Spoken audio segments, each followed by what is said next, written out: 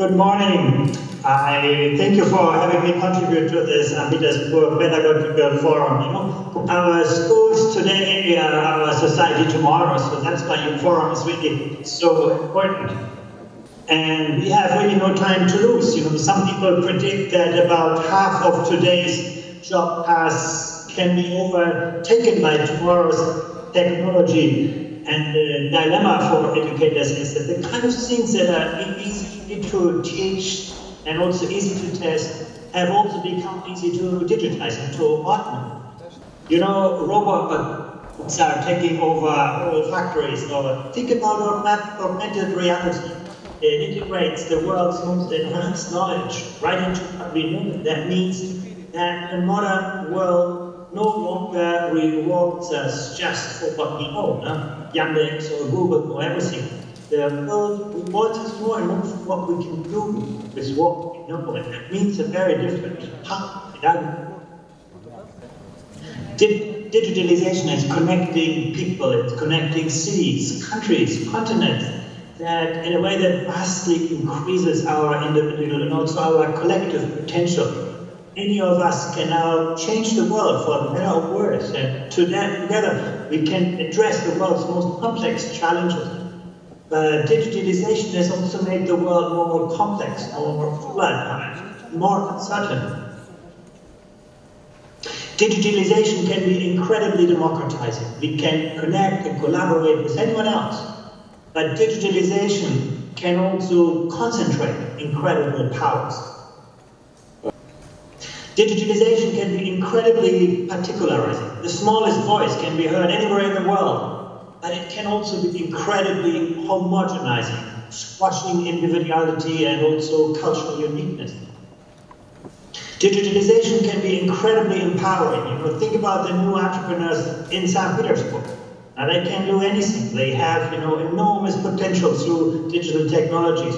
But it can also be incredibly disempowering when we become the slaves of algorithms these days. In the past, we could teach people once for their lives, no? And these days, we simply no longer know how things are going to be unfolding. Often we are surprised. Often we need to learn from the extraordinary. And sometimes we make mistakes along the way. And it will be often the mistakes and failures and probably understood that create a context for learning and growth. Education now needs to provide people with a reliable compass and the navigation tools to find their own ways through this increasingly complex and volatile world. And it's important that we educate students for their own future rather than for our past. Of course, knowledge is always central to this, but we need to think much more about the interconnections between different fields of knowledge. This is about, connecting the dots where the next big idea and innovation will come from. Much of the schooling of today is about, breaking complex problems down into smaller and smaller pieces, then training students to solve those pieces. But success today is about systems thinking, about design thinking, about managing complex information. It's about global competency. And by that I mean the capacity to see the world through different lenses, appreciate different perspectives, and cultural traditions. Skills are increasingly important. Things like creativity, critical thinking, problem solving, the capacity of people to collaborate, to compete, to connect. And perhaps the most difficult dimensions are around values and character qualities. The capacity to share the feelings of other humans, to try again when we fail, to be aware of ourselves, to develop curiosity, courage, and leadership. So this raises the question, how can we transform education? In the past, it was sufficient for schools to just support students. Our economies only needed a few highly educated individuals. But today, we need everyone who contribute, everyone to participate in the world.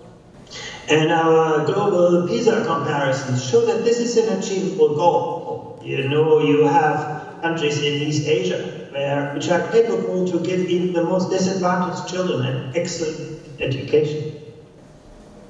In traditional bureaucratic school systems, teachers are often left alone in the classroom. There's a lot of prescription of what they should be teaching. But future teachers in schools will be looking outwards to the next teacher, to the next schools. We will see, increasingly well-prepared teachers, teachers that have a high sense of professional autonomy, but that also share a collaborative culture. The teachers of the future will not only implement pedagogical practice, but create pedagogical practice. The teacher of the future will be not just an educator, but also a researcher, a designer, an evaluator, a facilitator, a coach, and a mentor. The future of teaching will be very different than teaching today. And the past was divided. You had teachers and content divided by subject and student destinations. And the past was isolated. Schools are designed to keep students inside and the rest of the world outside. But the future will be more integrated. And that means emphasizing integration of different subjects, the integration of students, integration of learning contexts. And the future will be connected. And that means connect really well in contact with rich resources in our community. Instruction in the past was subject-based. Instruction in the future will be project-based. The past was, hierarchical. Students were recipients and teachers were the dominant resource. The future will be more co-created, and that means that we can recognize both students and adults as resources for the co-creation of communities, for the design of learning, and also for the success of students. As you can see, the challenges of the future will be very difficult, but they will be manageable. And I think your forum here in St. Petersburg is a great venue to actually discuss and advance the agenda. So my thanks to you, Mr. Panofsky. And I wish you good success with the forum.